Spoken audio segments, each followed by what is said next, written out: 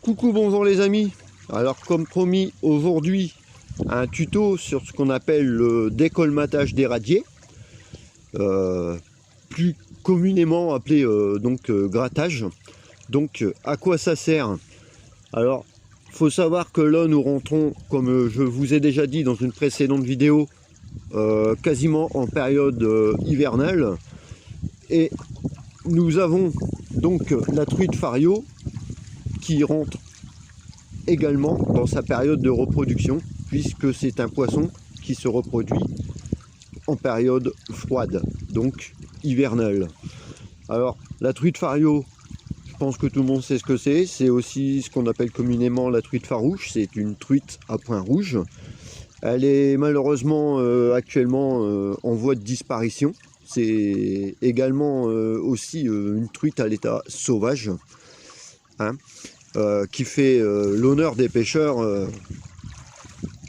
de faire d'ailleurs de belles prises. Donc ici dans les Hauts-de-France, sa densité est très faible, hein, et c'est pour ça que nous élaborons ce qu'on appelle des décolmatages. Alors il faut savoir que ici, bon, nous sommes dans un petit ruisseau, c'est normal, puisque la truite fario va remonter même peut-être des plus grandes rivières en aval, et va remonter jusque ces petits ruisseaux pour gagner ce qu'on appelle ces radiers.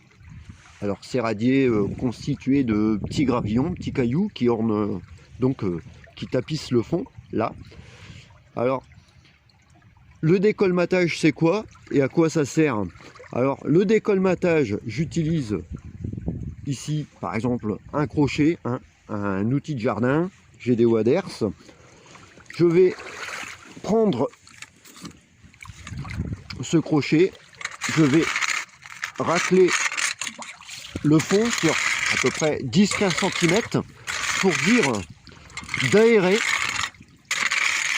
ces radiers, de décolmater, donc de retirer tous les sédiments qui sont accolés ou situés entre ces endroits caillouteux, et donc j'aère forcément le sous-sol.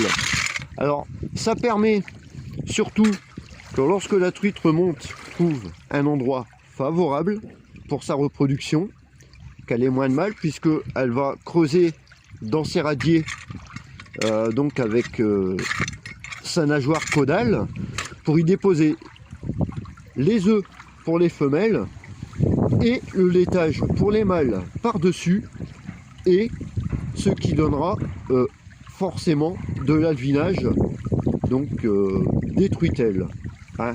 Tout d'abord, bon, faut savoir que si on ne fait pas des décolmatages et qu'on retire pas la vase, les sédiments ou autre, qui a un grand risque de pourrissement des œufs et donc un faible rendement, donc pour cette reproduction qui est totalement naturelle dans nos cours d'eau.